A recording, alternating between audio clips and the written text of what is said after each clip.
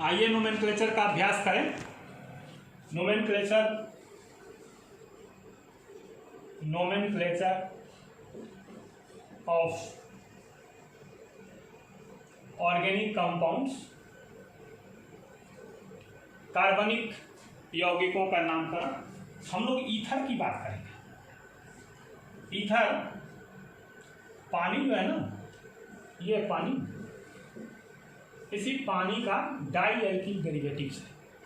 ये पूछेगा कि ईथर किसे कहते हैं, तो पानी के दोनों हाइड्रोजन हटा के 2 एल्किल ग्रुप लगा दें तो ईथर हो जाएगा, और एक लगाएंगे तो एल्कोहल हो जाएगा। यानी इधर भी R और इधर भी R। इधर R जो है ये R भी हो सकता है, R' भी हो सकता है। Both alkyl groups are same और नॉट इक्वल और नॉट इक्वल। तो हम लोग ये बात करें कि अगर हम लोग ऐसा लिखें CH3O CH2 CH3, तो पहले हम लोग क्या करते हैं कि एल्क लिखते हैं और एल्क में ऑक्सी जोड़ते हैं और जोड़ने के बाद फिर एल्केन लिखते हैं, तो इसका नाम होता है एल्कोक्सी एल्केन। तो एल्क स्मॉल चेन है, तो सबसे पहले हम लोग मेथ लिखेंगे और मेथ में ऑक्सी लिखेंगे और फिर लिखेंगे एथेन। ठीक है, ये स्मॉल है और ये है लॉन्ग, इसका ध्यान जरूर रखेंगे। लेकिन जब हम लोग साधारण नाम लिखते हैं तो एक इसका साधारण नाम है, उसको हम लोग एल्काइल ईथर। तो both alkyl groups are arranged according to English alphabet.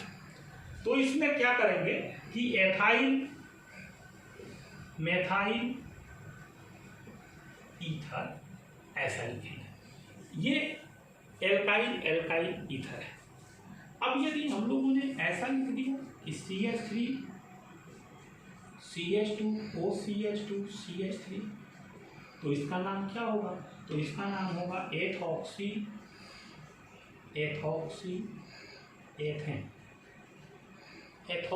Ethane, that is diethyl ether. दोनों एथाइल है, तो एथाइल ईथर लिखने की जगह हम लोग डाईएथाइल ईथर लिखेंगे। अगर ऐसा नाम है कि CH3O CH2 CH2 CH2 CH3, the name of this compound is methoxybutane.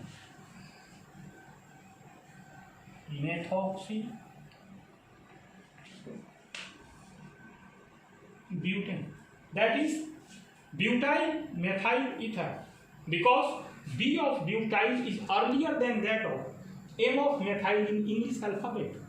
तो इसको हम लोग ब्यूटाइल मेथाइल ईथर लिखेंगे। लेकिन ये जो कोष्ठक में नाम लिखे गए हैं ना, ये नाम साधारण है। ये वाले नाम IUPAC नाम है, और मुझे उम्मीद है कि आपको ईथर का नाम लिखने आ गया होगा। पिछले वीडियो में हमने आपको नाम बताया था, कमेंट्स भी आए थे उसमें, कमेंट बॉक्स में। तो उसमें एक बच्चे ने पूछा था कि आचार्य जी, ये जो CH3 CH2 CO O CH3 CH2 CO ऐसा है, ये 1 2 3 4 5 6 कार्बन है, और इसका नाम आपने प्रोपेनोइक एनहाइड्राइड क्यों लिखा?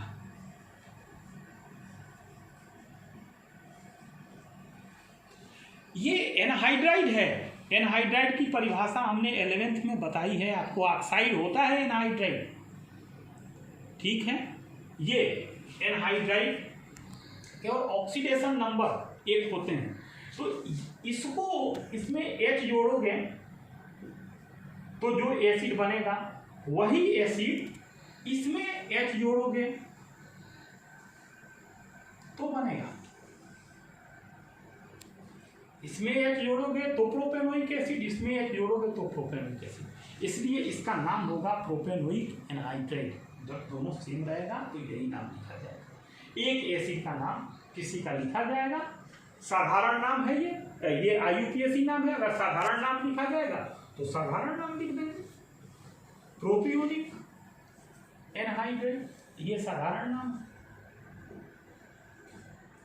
ध्यान रखिएगा, ये नाम बहुत महत्वपूर्ण है, क्योंकि सारे नाम एसिड के नाम के ही व्युत्पन्न होते हैं लगभग, इसलिए इनके नाम याद रखना बहुत आवश्यक है कि इसको प्रोपेनोइक एसिड और प्रोपियोनिक एसिड, प्रोपियोनिक एसिड साधारण नाम है तो प्रोपियोनिक एनहाइड्रेट, और प्रोपेनोइक एसिड IUPAC नाम है तो प्रोपेनोइक एनहाइड्रेट।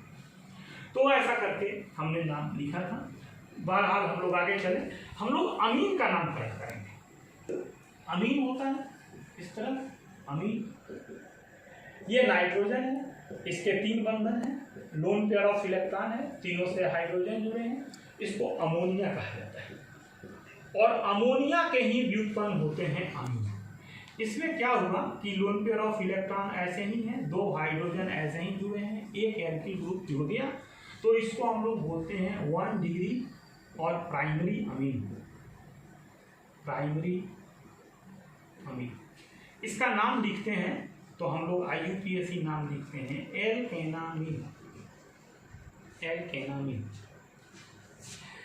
इसको साधारण नाम लिखते हैं तो एल्काइल अमीन भी लिखते हैं, या एल्किल अमीन, एल्काइल और एल्किल अमीन। ये कोई गैपिंग जरूरी नहीं है, इसलिए देते हैं कि आपको पढ़ने में कठिनाई नहीं हो। ये सब एक साथ लिखे जाते हैं कार्बनिक यौगिकों के नाम। तो इसका नाम होगा, अगर इसकी जगह हम लोग कोई एग्जाम्पल लें इस तरह का और लिखें कि CH3NH2 देन मेथेनामीन और मेथाइलामीन, मेथेनामीन। अगर ऐसा लिख दें CH3 CH2 CH2 NH2 that is प्रोपेनामीन, ये सब 1 डिग्री अमीन है। लेकिन महोदय यही R एक इधर जुड़ा हो और यही R एक इधर जुड़ा हो, ये R जरूरी नहीं है कि समान हो, अलग अलग भी हो सकता है। तो फिर इसका नाम होता है N एल्किल एल्केनामीन। ये लॉन्ग चेन है, ये लॉन्ग चेन है, और ये स्मॉल चेन है। इसका ध्यान हम लोगों को रखना होता है। अब इसको बोलते हैं 2 डिग्री और सेकेंडरी अमीन।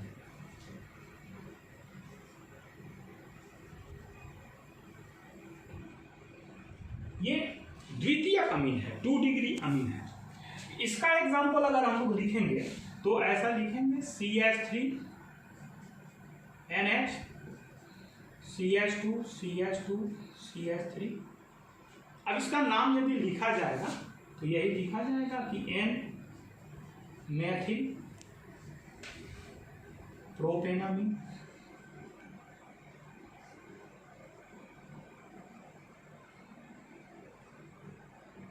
N मैथिल प्रोपेनामीन। फिर हम लोग बात करेंगे, ये तो अमीन की बात हुई, टर्सरी अमीन की बात करेंगे, 3 डिग्री अमीन। तो 3 डिग्री अमीन में क्या होगा कि ये नाइट्रोजन के जो तीनों हाइड्रोजन हैं, इस तीनों हाइड्रोजन की जगह 3 R ग्रुप लग जाएगा। ये R ग्रुप एक से हो सकते हैं, एक से नहीं भी हो सकते हैं, तो इसको लिखा जाएगा N एल्किल, फिर लिखा जाएगा N एल्किल, और फिर लिखा जाएगा एल्केनामीन।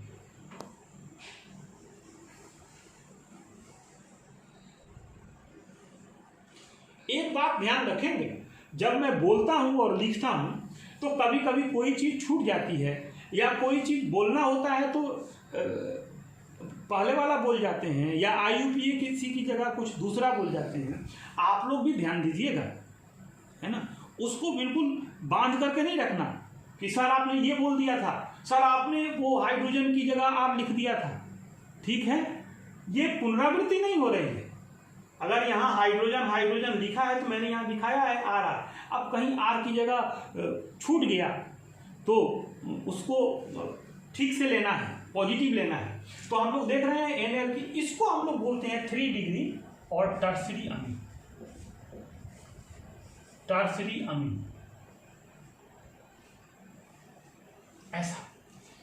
अब इसको फिर ध्यान दें, इसका एग्जाम्पल लिखें हम कि CH3 CH2 N CH3 CH2 CH3। अब इसमें 2 लोकेट है, एक चूंकि ये दोनों चेन एक से हैं तो एक कोई चेन हम लोग ले लेंगे मुख्य चेन के रूप में, और इसको दोनों को लोकेट के रूप में ले लेंगे। तो एक पे लिखेंगे N। अब E of ethyl is earlier than that of M of methyl, तो पहले लिखेंगे N एथाइल, फिर लिखेंगे N मेथाइल,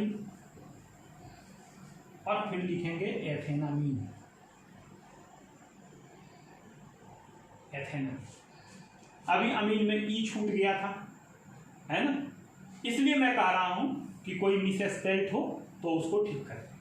अब यदि लेकिन ऐसा हो CH3 ही 3 बार हो, CH3 N CH3 फिर CH3, तो हम लोग ऐसा लिख सकते हैं कि N मेथाइल फिर N मेथाइल मेथेनामीन। अब ध्यान रखेंगे इस बात का कि अगर 2 बार N मेथाइल है तो हम लोग ऐसा लिखेंगे NN डाई मेथाइल। कोई भी 2 बार हो तो उसके लिए ऐसा लिख सकते हैं मेथाइल और फिर मेथेनामीन, ऐसा लिखें। इसके बाद हम लोग नाइट्राइल का नाम लिखना चाहेंगे, इसलिए कि वो भी नाइट्रोजन कंटेनिंग कंपाउंड है। एक अमाइड का नाम हम लोग पहले पढ़ चुके हैं, ये देखिए इसको, ये नाइट्राइल है, इसको बोलते हैं साइनाइड, और इसको बोलते हैं आइसोसाइनाइड।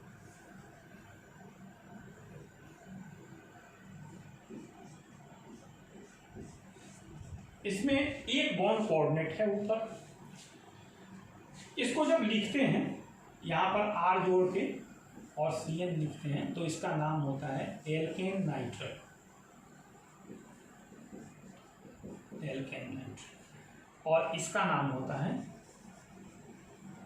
Alkene isocyanide. ध्यान रखिए। लेकिन इसमें एक मुश्किल है। मुश्किल क्या है कि यहां पर यदि CH3CN लिखेंगे तो इसका नाम होगा एथेन नाइट्राइल, नाइट्राइल, और यहां पर अगर CH3 जोड़ के NC लिखेंगे तो इसका नाम होगा मेथेन नाइट्राइल, मेथेन आइसोसाइनाइड।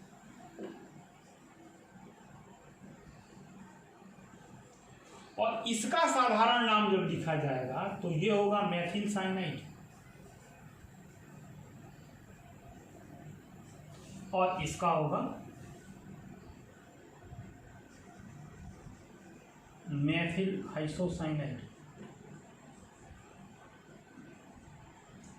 तो इसका जब ये वाला नाम लिखा जाएगा तब तो इनमें इक्वलिटी दिखती है, लेकिन ये जब नाम लिखा जाएगा तो एक कार्बन का अंतर दिखता है।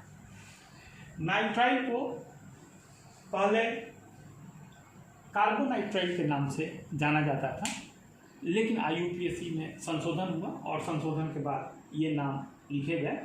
तो यहाँ भी कंफ्यूजन है, IUPAC के नामों में संशोधन होते रहता है, तो कभी कभी हम लोग पुराना वाला भी नाम लिख देते हैं।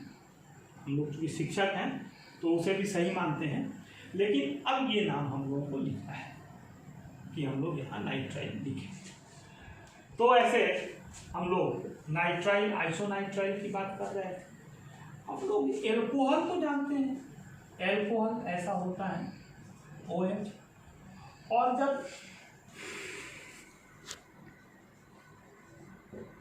O की जगह S हो जाता है SH, तो इसको हम लोग बोलते हैं थायोल, यानी ऑल से थायोल हो जाता है। इसका सफिक्स ऑल होता है और इसका सफिक्स थायोल।